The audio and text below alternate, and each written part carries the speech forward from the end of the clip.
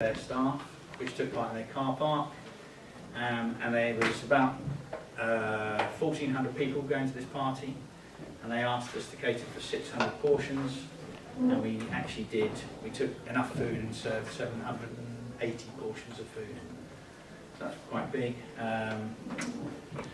We've catered for the Institute of Directors, which is probably a business organisation in the world of business. It's a famous organisation. It's brings all managing directors and directors from big businesses together, and it has very prestigious place in occupies Pall Mall. It's on Pall Mall in London, and they have a place called the Nash Rooms, which is very, very posh, with massive chandeliers, and they do catering in their own right.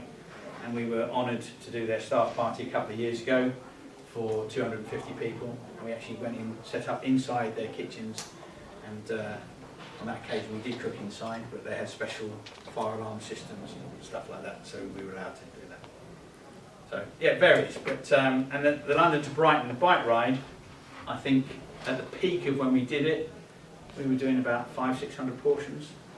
That's speed cooking pilot. That's from 9 till about 2 o'clock in the afternoon.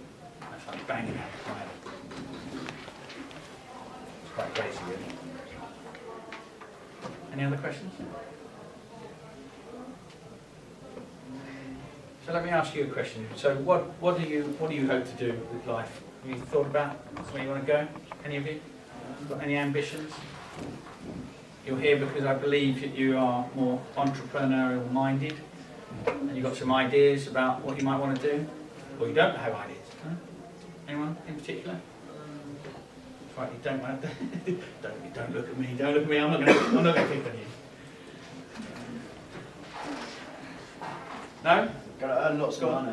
I want to work with my dad's business because he works in the industry to do with my dad working there. Does he? Okay. And once he like the wheel of a 747 from one of those big planes and take it all the way up to Heathrow now. That's cool. Which is cool. I just want to help him with his business. It's a good start. Excellent. How about you? No, don't know yet. No, I mean, if you're, what, 14, 15, yeah? It is very difficult to know what you want to do. I mean, I didn't know what I wanted to do. I walked into a job in sales by accident. I literally walked out the school gates here, and within, when I left, and within about a week, I was working up at Sainsbury's, stacking shelves. And a mate of mine rang me up and said, "Oh, there's a job going in sales here." He said, "I think you're the only sort of person that could do this sort of job." And it was in the IT industry. And I just said, "Yeah, I'll give it a go." And the reason I got the job is because when I was at the interview, the bloke said, "What do you think of this?" He said, "Do you think you can do it?" And I went, "Yes, I can do that job. I can do that job. I'd love to do that job." Attitude and ability, a can-do attitude and a can-do ability is what will get you work. Go on, young man. Is it only paella? Like, if someone has a request, like for something apart from paella, Yeah. would you like cater to that request? We do sometimes. Most cases it manifests itself in the way of someone is coming along and they want something extra that's not normal because they're vegan, or they're vegetarian, or they're pescatarian, or whatever it may be, a food allergy, and we'll put something together for them. Yeah? We won't say, you can't. Yeah. You got a question? Like, what sort of stuff is on the menu? Different types of paella. Yeah, we've got a whole host of different types of paella. The most popular paella is chicken and chorizo, followed by seafood, which is basically calamari, squid, king prawns, and cod fillet. Then there's a vegetarian. Any vegetarians here? Okay, so the vegetarian one. No, you're not. Always one difficult one. No, you're not. No, you're not. You're terribly not. I'm a vegan. No, you're not. Okay.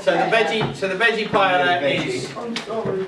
So the veggie paella is asparagus sautéed in garlic with chestnut mushrooms and chunky red pepper.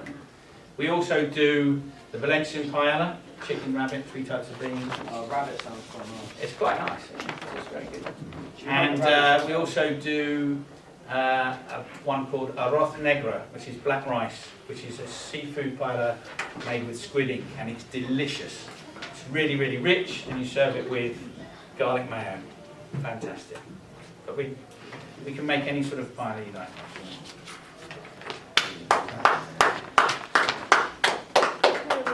Terry, got some more questions on the list that you need for your coursework.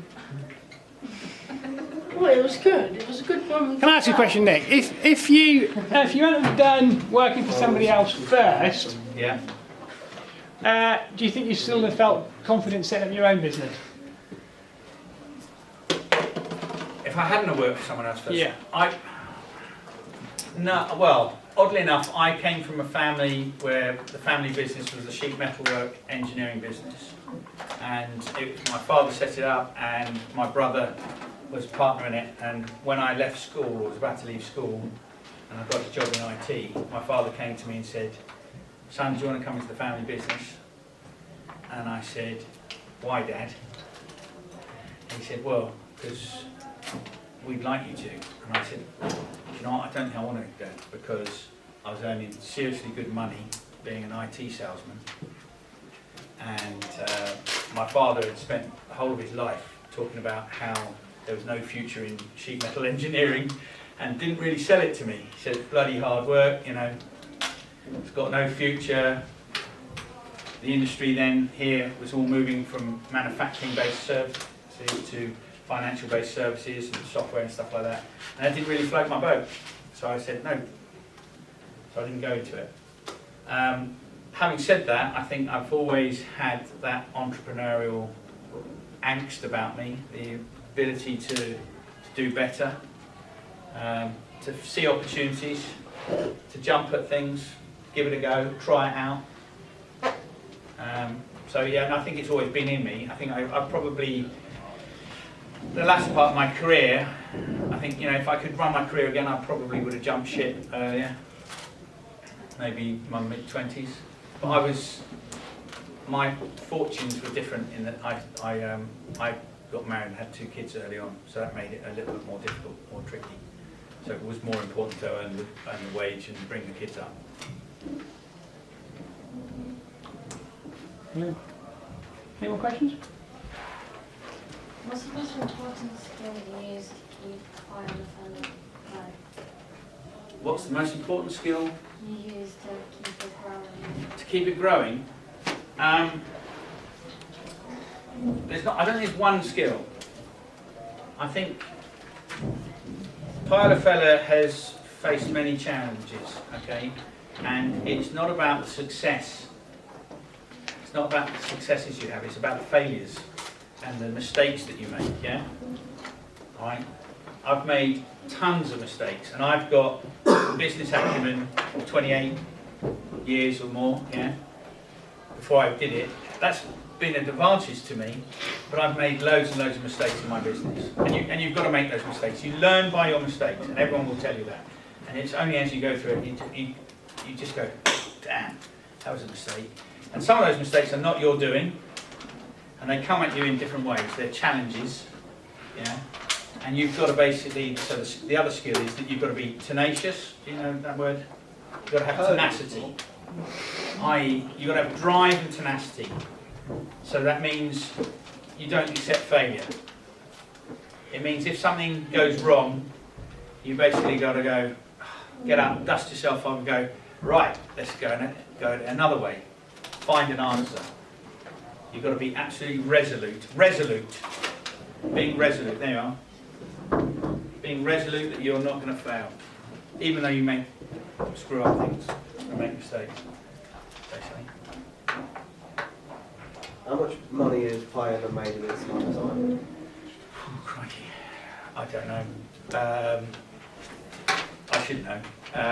Well, we've gradually grown from, we're sort of 300-odd thousand now a year, so we've probably turned over $1 million or so.